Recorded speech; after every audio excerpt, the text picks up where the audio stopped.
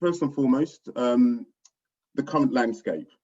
We'll also be looking at the current landscape and the kind of challenges employees and employers are facing around inclusivity.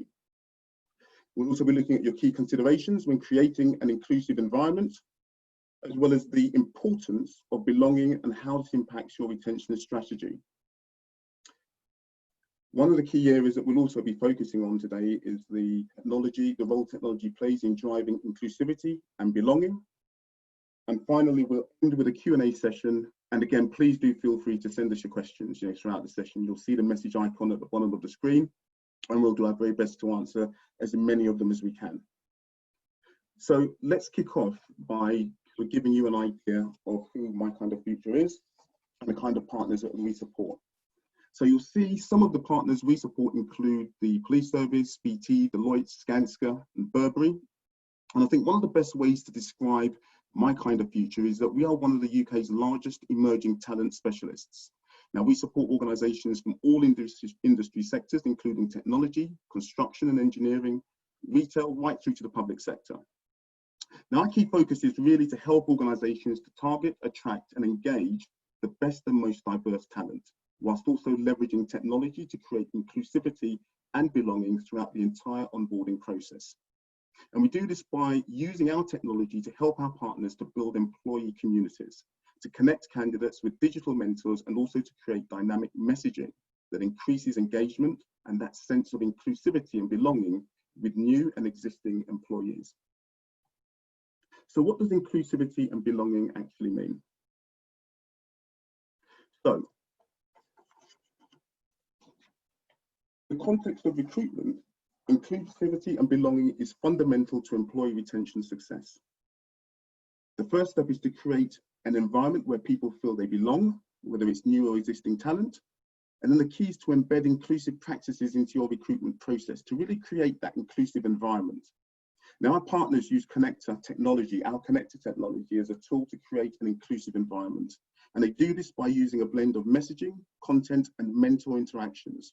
And I'll actually touch on how this actually works a little bit later on. So let's consider for a moment the challenges young people, and I mean school leavers, apprentices, and graduates face in relation to this topic. Now, we know that 60% of employers have moved assessments online. And we also know that 71% of interviews are now also taking place online. So this lack of human connection between employers and future talent can result in young people really feeling disconnected from you as an employer during the recruitment process. Now, not only does this impact the quality of your hires, but also your ability to attract diverse talent and ultimately achieve your attraction outcomes. So with this in mind, let's consider the challenges employers are facing with this particular problem. As a result of our research, what we know is typically before COVID-19, only 32% of employees felt that they belonged at their current company. Now, those UK employers, also those UK workers who don't feel a sense of belonging, 80% leave within the next 12 months. And 57% of staff feel more motivated when they feel that they belong at their company. And it actually took an average of 5 months for them to feel this sense of belonging. Now, as many employers either furlough their staff as a result of COVID-19, start dates are actually pushed back and keep warm times are actually extended. So employers really need to be innovative and agile with how they engage their existing and future talent. So Hannah, how are we doing for time?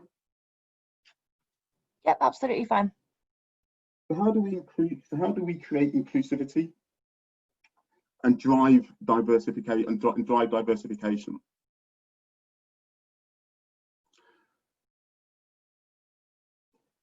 So what we'll cover now is why inclusivity is key to employee retention and success, especially during these uncertain times, and how technology is able to drive this as face-to-face connections are now limited.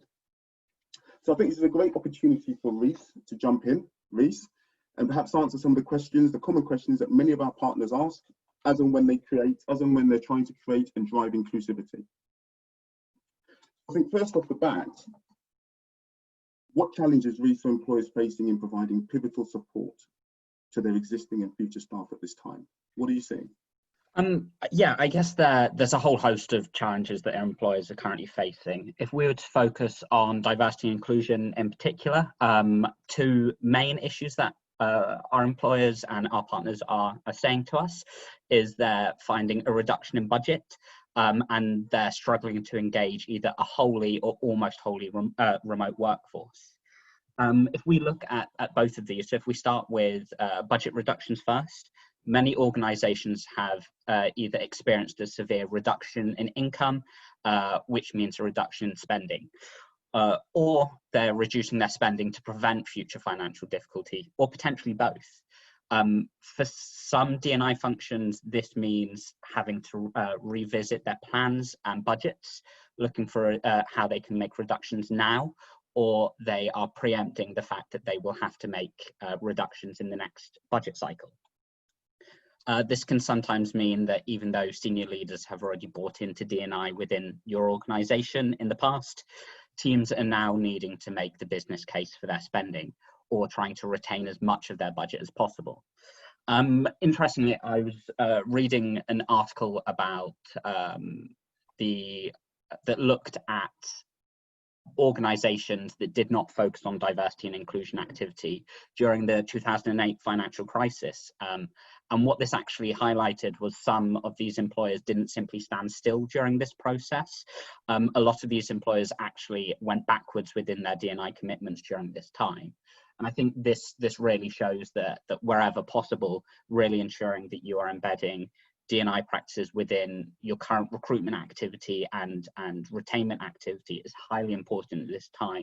And simply by taking your foot off the pedal now doesn't mean you're stalling work. It actually could mean that you're slipping backwards in your commitments. We then look. Sorry, go on, Rich. Fine. Oh no, go ahead. No, I was going to say, do you see a potential impact of companies not embedding these practices being a potential reduction, or potential increase in attrition or ability to retain staff? Is that something you're seeing? Yeah, I think it's you spoke about those figures earlier. I think a risk of not focusing on this now and it being seen as a nice to have by organizations has the real potential of creating potentially isolating environments for their employees whilst they're working remotely or on furlough, or potentially those employees that haven't even started yet because their start date's been pushed back. There is a real risk that you are creating an environment where people don't feel like they belong, and potentially creating that environment where people are ready to look for their new opportunity. Super. Okay, so with that in mind, how can employers position themselves as an employer of choice to support their existing and incoming talent? I think for the foreseeable future, the most effective way for us to engage is digitally, whether that's with current employees or those who may be joining the team in the near future. If we start with incoming employees and those who may be looking to apply to your organization, a lot of organizations already have or know it's essential for their commitment to D&I being reflected on their website. But it's important this information is up to date and reflects current climate. So thinking about the activities that your organization or your staff networks have implemented recently, are these reflected on your careers pages? Are you talking about team quizzes or virtual drinks? Are you talking about how network groups are still engaging with members through a remote access? Ensuring that information for grads and apprentices and those that may be kind of lateral hires further through the process, ensuring that they can see that these pages aren't static. These are giving real life examples of how employers are supporting their staff in this real situation. And regardless of whether you're suspending recruitment activity or continuing these, from a candidate perspective, ensuring that you've got a transparent, timely and proactive communication channel is paramount. Ensuring that these communications are both there for individuals, but also it takes into account that you are being seen as a caring and attentive employer or future employer. Then if we look at current employers, there's a lot current employees. There's a lot of uncertainty at this moment, as we all know, and these clear communication channels ensure that people don't feel already more uncertain they already need to be and already currently are.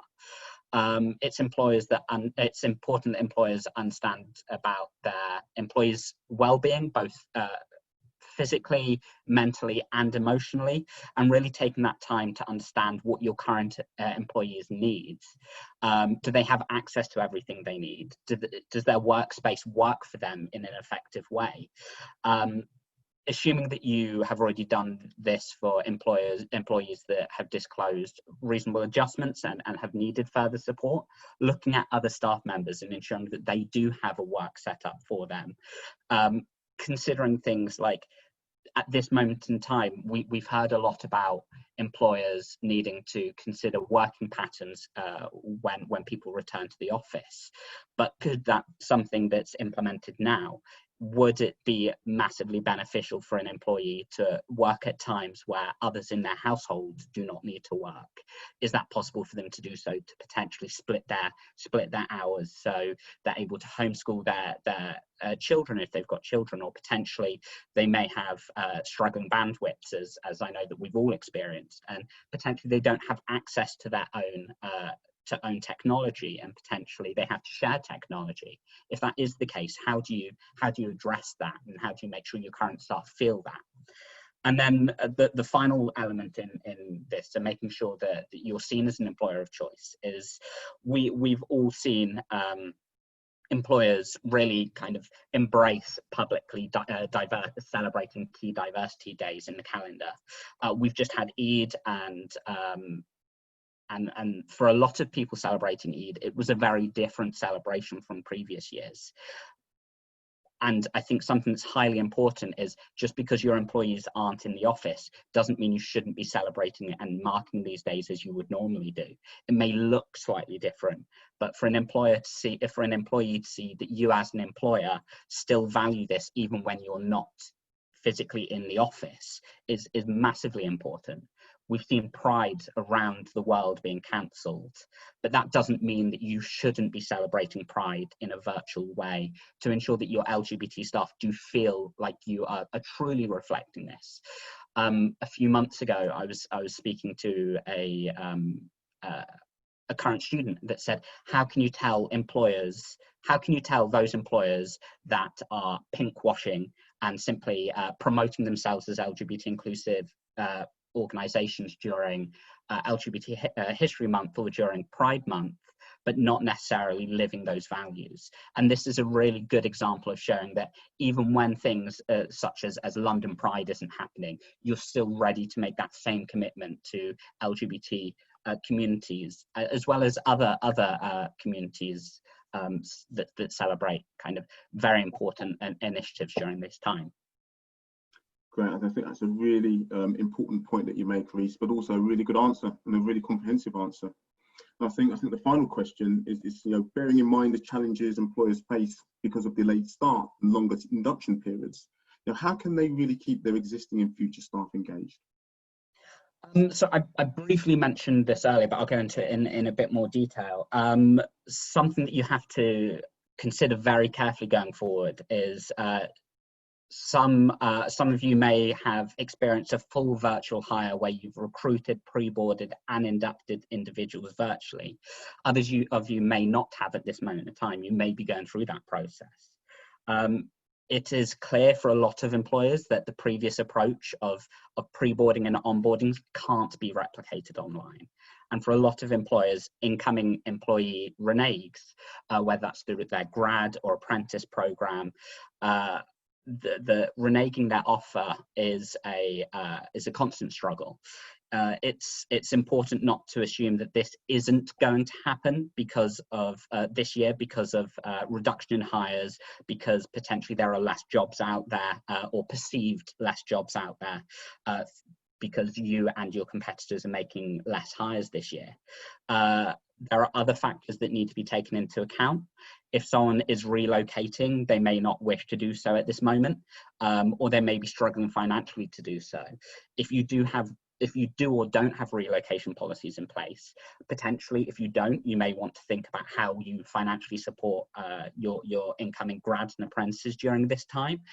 If you do, has it accounted for the real situation we're living in at the moment? There's already a growing trend to a comprehensive pre-boarding process. There are likely to be a lot of questions and a lot of support that incoming employees may have, and making sure that you provide as much comprehensive information pre-day one as possible, providing this information in a structured and easily digestible way to ensure that incoming employees have access to the information that they need at this time. It may also be a great opportunity for incoming employees to talk to current employees on a one-to-one basis, or potentially creating that grad or apprentice or early talent community that you usually foster very, very much in the post day one, when people can interact, potentially looking at bringing that forward so people can create that community pre day one in a virtual space. Brilliant. Okay, so that, you know, I think again, that's a really important point that you make. But again, you know, this is all around, you know, driving, you know, inclusivity, and I guess from an employer's perspective, really living up to the messages that they give out there, isn't it? It's making sure that, you know, you're not simply saying that we are diverse or that we are an inclusive organisation, but you actually live by that through your actions. So that's a really, you know, really powerful point, really. Yes, now that we know about the inclusive, I think, and now that we know about inclusivity, we also know that a genuine sense of belonging encourages employees to really excel in their roles and engage with their employer. And it's one of the core drivers to improve employee engagement. So Reece, it'd be great to explore how, as an employer, they can really nurture and encourage this sense of belonging within their organisation. So again, I'd like to ask you one or two questions. And I think the first question will be, you know, what are the main challenges new and existing employees face in feeling like they belong to their employer? Yeah, so if we firstly look at belonging is essential when discussing diversity and inclusion, and key for attracting future employees and retaining your current employees. If you feel like you belong, it is to feel that you can bring as much of yourself to work as you feel confident to do so, and that you contribute being and you can contribute being yourself, and you'll be able to be appreciated for this. To belong is to feel valued and to feel understood. This can happen through a multitude of ways, seeing individuals like you being recognized and celebrated throughout the organization and publicly for being themselves, speaking to those who feel that they do belong and having that opportunity to really understand what it is that makes someone else feel that sense of belonging within their organization, and seeing how it works with them, as well as seeing other colleagues around the organization who are celebrated for those attributes that you possess, and you see that if someone else that I feel an affinity with is celebrated, then I can bring my full self to work. As a lot of employees or future employees will not be able to engage face-to-face with individuals, this does become harder to foster this culture. Emotional connections are key to creating this culture, and it's important to look at those key milestones during, as I said, the recruitment, pre-boarding, onboarding, and even the induction period, and in identifying where these emotional connections would have been created face-to-face, and looking at how you can foster that virtually.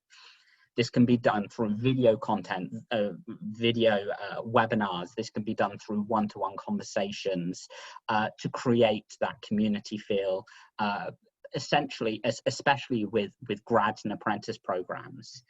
It's also important for employers to look at how they can further develop this once their employees return to the office. For those who potentially were employees before COVID, what can be done to allow these individuals to reconnect? So they may have been working remotely, they may have been furloughed, but what can you do to really re-energize and reinvigorate that feeling of belonging, ensuring that you're providing opportunities to engage face-to-face where appropriate with their colleagues? And for those that have joined since working from home during COVID, it's important to think about the areas of the induction that may need to be revisited. What will you need to bring back in that potentially they missed by their induction being virtual? Don't assume that just because they've had that induction once in a virtual way that means it's over. You're going to need to go back over those and really reinforce that message of belonging.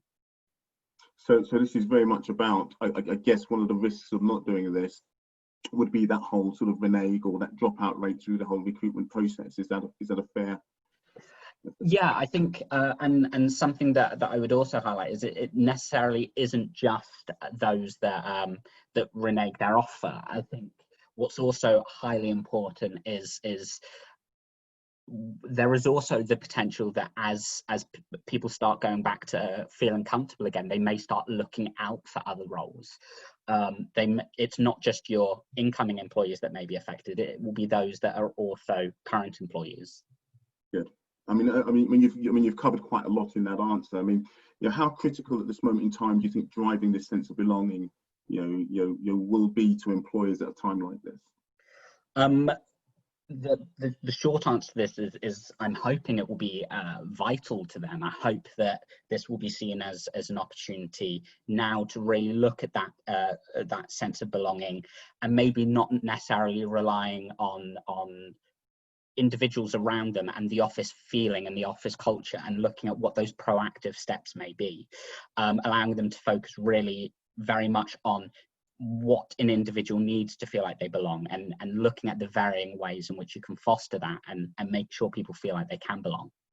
Brilliant, great answer. So, Rhys, thanks very much for that. I think you've given some great insight into how employers can really drive inclusivity and belonging within the workplace.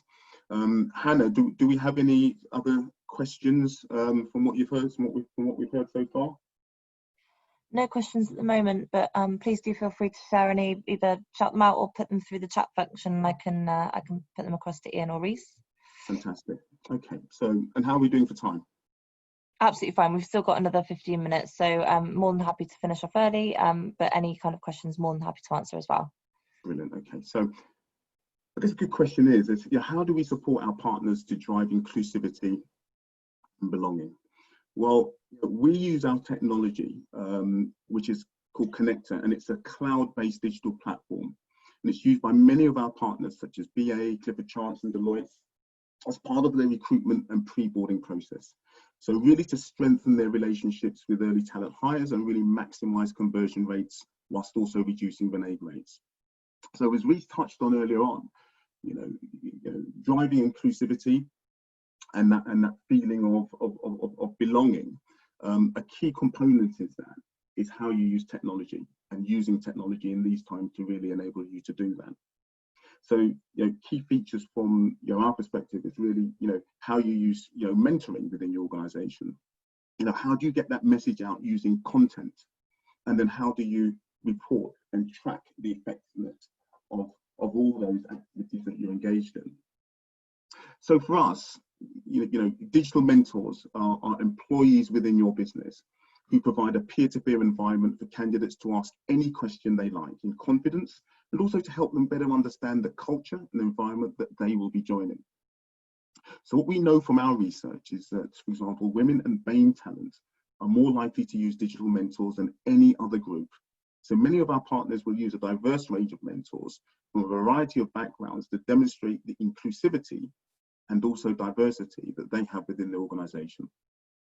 And this is important as it really helps them to position themselves, as Rhys mentioned, as employers of choice in what is a really highly competitive market, while also driving greater diversity within their hires. So at a time when many organizations have furloughed or a proportion of their staff, your messaging becomes really, really important. So creating that sense of inclusivity and belonging amongst employees who may feel detached from the business has become even more important. So a big part of what we do is to support our partners with what we call bespoke but really dynamic and digital content that really helps to create that sense of inclusivity and belonging. So our technology enables employers to create skills and learning modules that have relevance and meaning. It allows furloughed employees to remain connected to their employer, and also allows the employer to actually ensure essential content is consumed, which in turn maintains a real bond. So as an example, BA have successfully increased engagement within their early talent, achieving an 85% completion rate of all their modular content. Now, this enables them to create that sense of belonging, which we talked about earlier on, which is also important when driving greater staff retention rates. So one of the key messages and sort of focus points of this session was to talk about belonging and how you create that sense of belonging. And we know that employees are at their most effective when they not only have a voice, but when they also feel that they can be heard.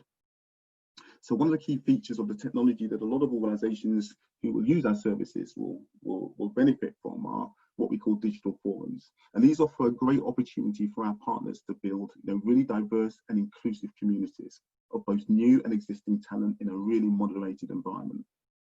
So this not only helps you to create an environment of inclusivity and belonging, it also plays a big role in driving your employee value proposition. So I think that more or less sort of wraps up the session on inclusivity and belonging, and I hope you as an audience have come away with some really insightful, not only stats on what that means, but also particularly from Reese's Q&A, some ideas on why it's important and also the risks that are involved if employees don't get this right. And any some questions at all, Hannah, at this point? Yeah, we've had some come in now. So I'll put these forward, and I think maybe between you and Reese, if you could share the response to each element of it. So Yaz has asked, at times we struggle to understand different cultures within our organisation. So do you have any different advice for how we can bridge this gap between to create that stronger sense of inclusion for our employees? Is that something you want to answer, Reese? Yeah, I guess there is no silver bullet here. I guess if your organisation is large enough to have potentially network groups, this may be a great opportunity to really get them to scrutinise and be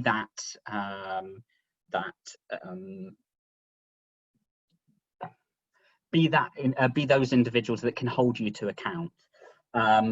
I think if potentially you don't have specific network groups that would be able to support, I think turning to your employees and asking for guidance, asking for support, asking what they would like from you as an employer, or what they'd wish they'd heard from you as an employer is a brilliant opportunity to do that, and really ensuring that you are taking your organization is going on that journey led by your employees, rather than potentially you telling your employees how or what they should feel.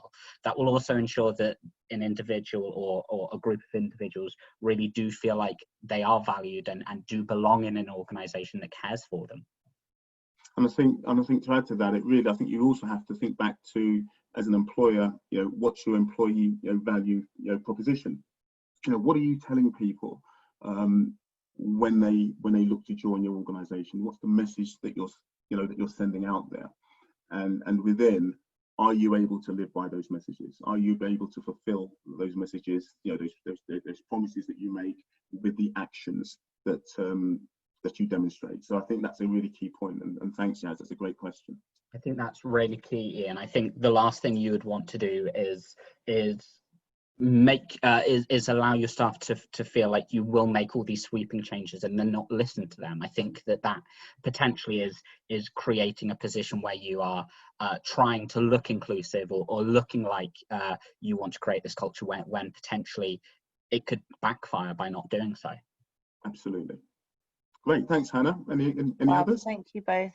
Yep, a couple of more. So have you got any advice to help make the internal business case for keeping D&I central to business importance with everything else that is currently going on? Well, I think I'll jump in here, Reece, and I'm sure you'll have a view on this. I think the business case is always difficult, but I think I go back to number one, your employee value proposition. Are you standing by that? But also we talked about, you know, that whole recruitment process. You know, what are you doing to attract a really diverse group of people? So,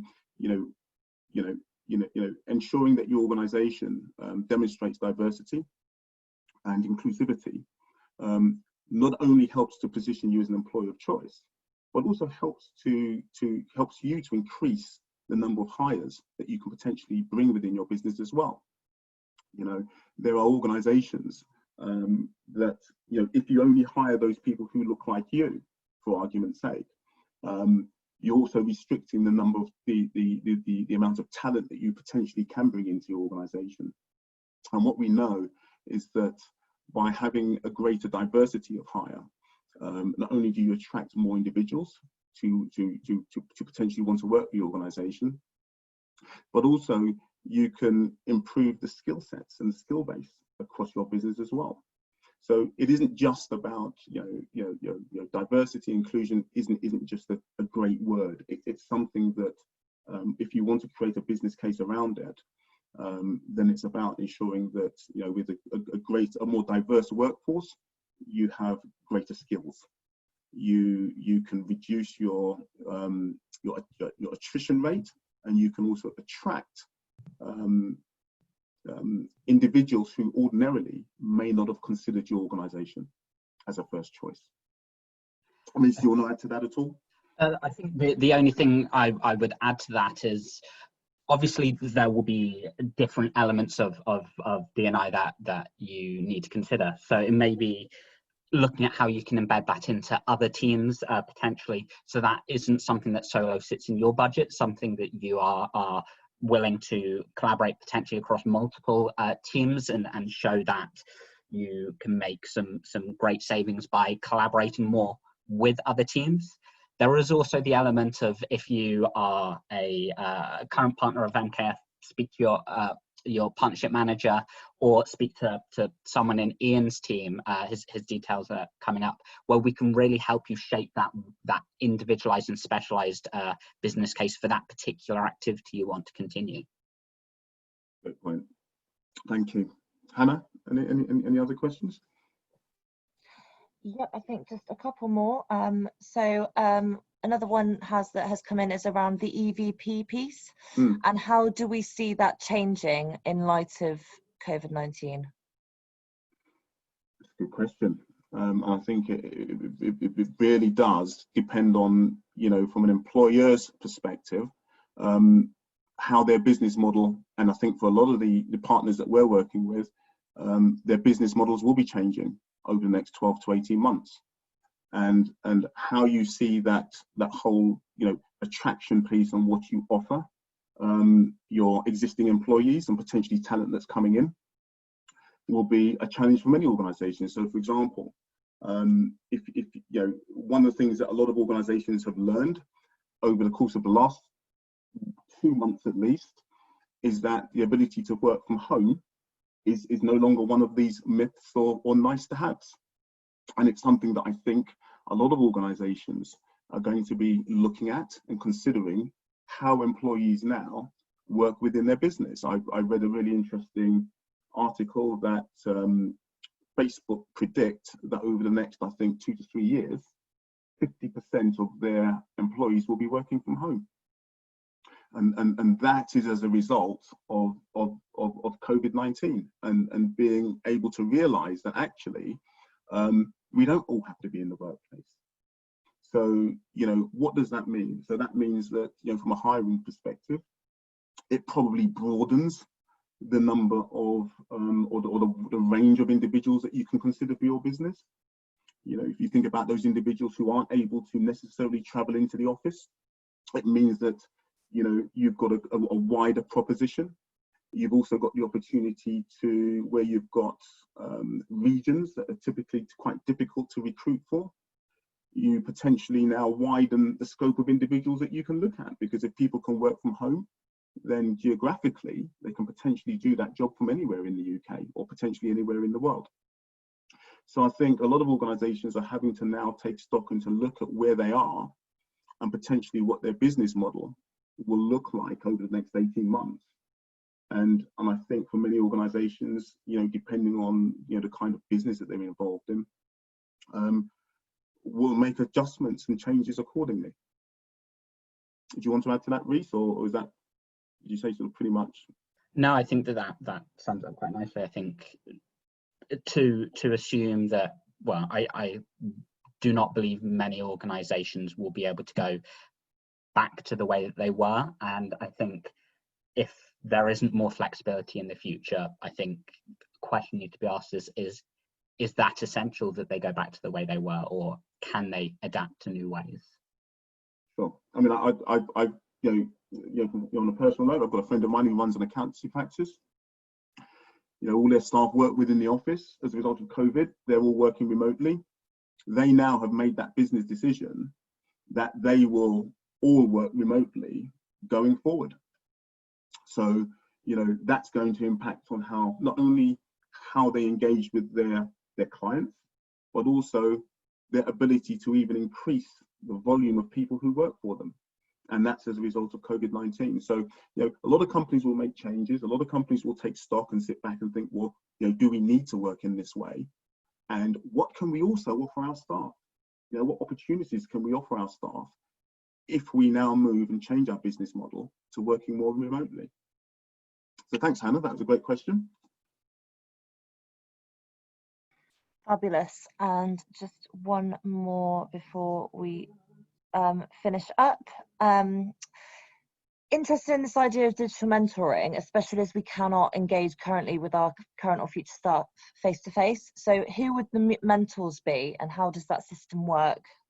Okay, that's a great question. So mentors are typically employees within your business, and quite often, particularly when you're trying to drive diversity and inclusion, what we always recommend is that your mentors not only represent the diversity within your organization, so a mix of people, ages, genders, but also they should represent the diversity that you wish to bring into your organization as well. So where we're working with our partners, we work with them to identify mentors who are going to be suitable for their organizations. And where we actually support organizations who have staff that are actually furloughed at the moment, we actually play an active role in supporting them with mentors as well. So there are two ways in which mentors work. First and foremost, from an attraction perspective, and making sure that, when individuals who want to, who land on your careers page and are considering your organization as an opportunity, how do they recognize and see that there's diversity within your organization? Well, digital mentors are a great way of doing that, and demonstrating that diversity with the mentors that you have. But also, as I mentioned, where a lot of our partners have teams and staff that are furloughed, mentors become even more important to really foster that sense of belonging, because working remotely or having no connection with the organization, there's a tendency to lose that sense of belonging. So mentors really play a key part and a key focus in helping organizations maintain that contact, ensure that their messaging to those individuals who are on furlough is consistent, but also ensuring that those employees still feel part of the business. Hopefully that answers the question. I don't know if you want to add anything to that, Reece. Nope, nothing from me. Brilliant. So great, thank you. Are there any more, Hannah, at this point? That's it. Thank you very much, both.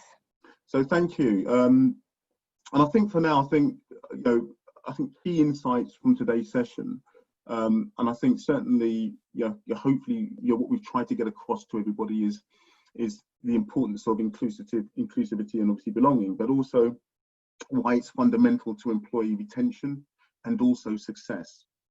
And I think also a critical or key sort of takeaway really is that it's critical to create an environment where new and existing talent really feel that they belong. And I think lastly, having that digital strategy to really embed inclusive practices into your recruitment process and to really create that inclusive environment will really see you achieve greater retention rates. So I'd just like to take this time to say thank you for everybody who's attended and watched. I'd also like to say thank you to Reece for providing some great insight and some great answers to some questions, and also to Hannah for making this event happen. Remember, we're here to help, so please do reach out to us if you'd like to find out how we can support your organisation on your journey. Contact details are on the screen. You can contact Ian at My Kind of Future or Reese at mykindoffuture.com as well. So thank you, and have a great day. Thank you both.